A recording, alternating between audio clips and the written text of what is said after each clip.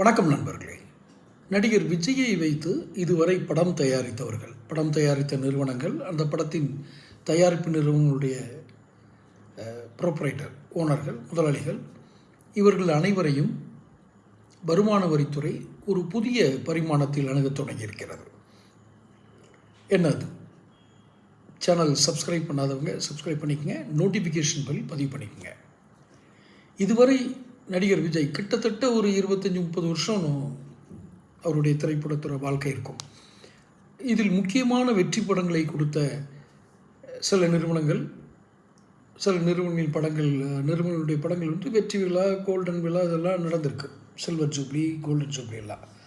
அவங்ககிட்டெல்லாம் விஜய்க்கு எவ்வளோ சம்பளம் கொடுத்தீங்க, எப்படி கொடுத்தீங்க?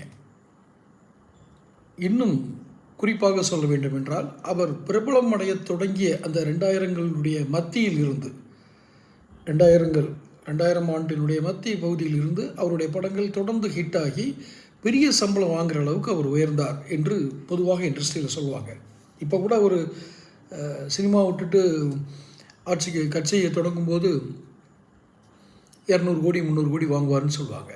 அவர் எவ்வளோ வாங்கியிருந்தாலும் அதை எப்படி கொடுத்தீர்கள்? பணமாக கொடுத்தீர்களா, அல்லது வங்கி கணக்கில் செலுத்தினீர்களா, அல்லது உண்மையில் என்ன சம்பளம் கொடுக்கப்பட்டது? இந்த விவரங்களை எல்லாம் திரட்ட தொடங்கி இருக்கிறது ஒரு தனியார் நிறுவனம், அது டிடெக்டிவ் ஏஜென்சி. அவங்க அந்த தகவல் திரட்டி ஓரளவுக்கு அந்த தகவல்களை உறுதிப்படுத்தினதுக்கப்புறம் வருமான வரித்துறை தன்னுடைய வேலையை ஆரம்பிக்கும். இதெல்லாம் எதற்காக நடக்கிறது? மிக முக்கியமான கேள்வி இல்லையா? 20 வருஷத்துக்கு முன்னாடி நடிகர் விஜய் வச்சு நான் படம் எடுத்தேன், 1 கோடி ரூபா சம்பளம் கொடுத்தேன், இல்லை 10 கோடி கொடுத்தேன், 20 கோடி கொடுத்தேன்னா எப்படி கொடுத்தீங்க? 1 ரூபா கொடுத்ததுனால எப்படி கொடுத்தீங்க? ஏனென்றால் அவர் கொள்கை எதிரியாக அறிவித்தது பாஜகவை. கொள்கை எதிரி என்றால் என்ன? ஊழல், மதவாதம்,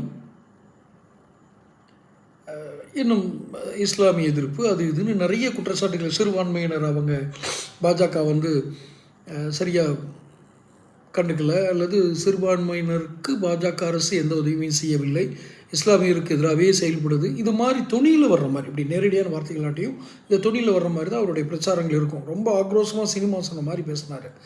இப்போது இவர் உண்மையிலே இவருடைய வாழ்க்கையில் இவர் எந்த பணமுமே எல்லா பணத்தையும் அக்கௌண்ட்டில் வாங்கினார். கருப்பு பணங்கிற பேச்சுக்கே இவருக்கு இடமில்லை. ஏனென்றால் கருப்பு பணமும் லஞ்சமும் வேறு வேறு அல்ல. இப்படி ஒரு கோணத்தில் பாஜக தன்னுடைய வேலையை தொடங்கியிருப்பதாக தகவல்கள். தொடர்ந்து பேசுவோம். சேனல் சப்ஸ்கிரைப் பண்ணிக்கங்க.